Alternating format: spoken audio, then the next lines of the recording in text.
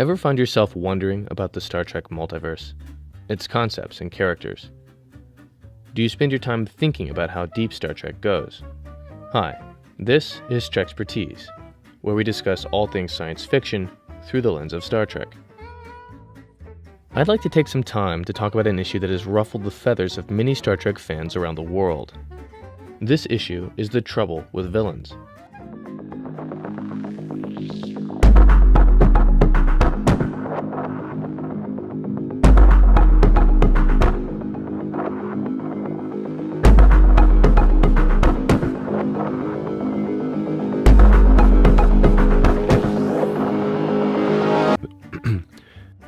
You see, most Trek movies, and there have been 12 so far with the 13th in the works, always seem to have a villain.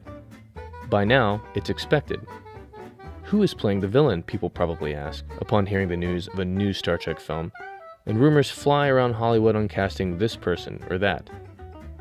It's gotten almost as bad as the James Bond franchise. Oh, Mr. Bond. So, why are we using so many villains in Trek movies? Indeed, why use villains at all in any story? What's the purpose?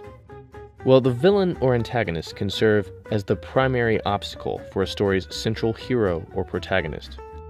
That villain typically embodies the opposite of the traits and characteristics that the story's protagonist may possess, forcing the protagonist to express their heroic traits. I am what you see now. I see more than that. I see what you could be. The man who is Shinzon of Remus and Jean-Luc Picard could never exterminate the population of an entire planet. He's better than that.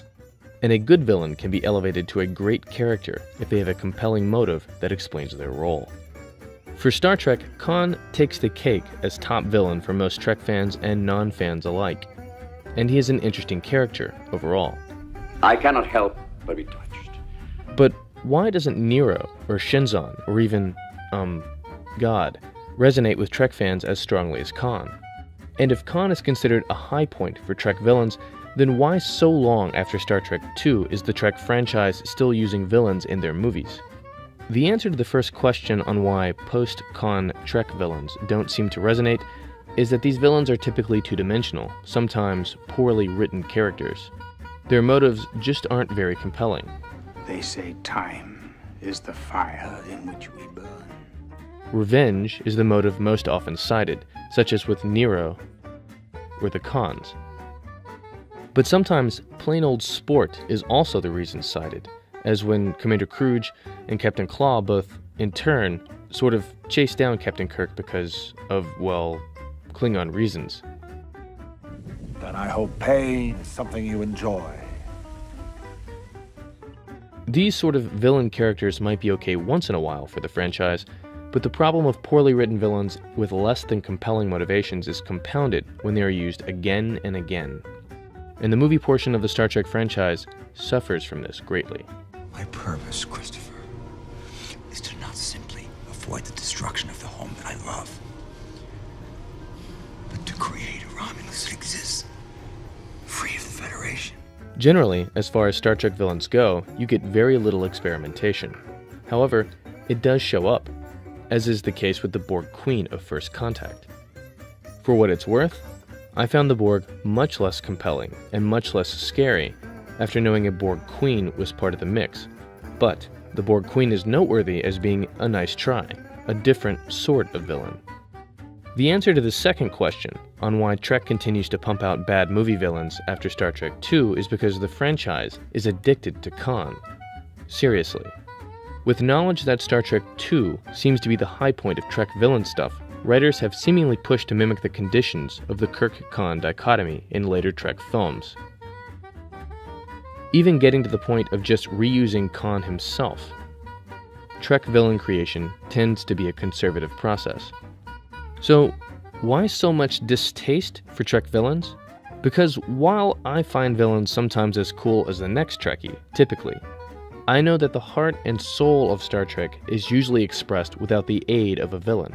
Social progress, equality, curiosity, exploration of both the universe and the human condition, and probably the best place in television history to talk about the positive human potential.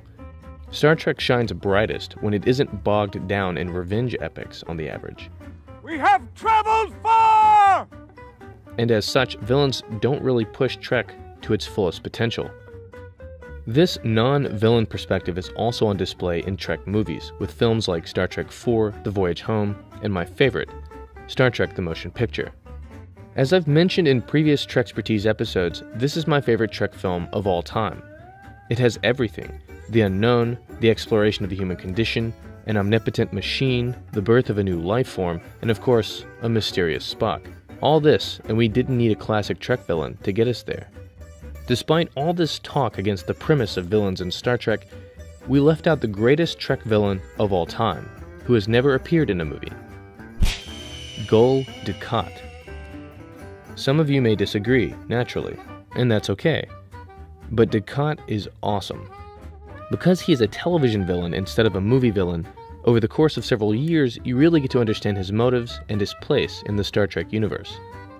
As the audience, this allows for a real connection to the villain, which is the secret ingredient for a great bad guy. And if you want, I'll be happy to explain why Gul Dukat is so awesome in a future Trekspertise episode. Nevertheless, as far as movies are concerned, us Trekkies have villain fatigue. Thank you for watching. Please feel free to leave comments below, and subscribe to the channel for future episodes.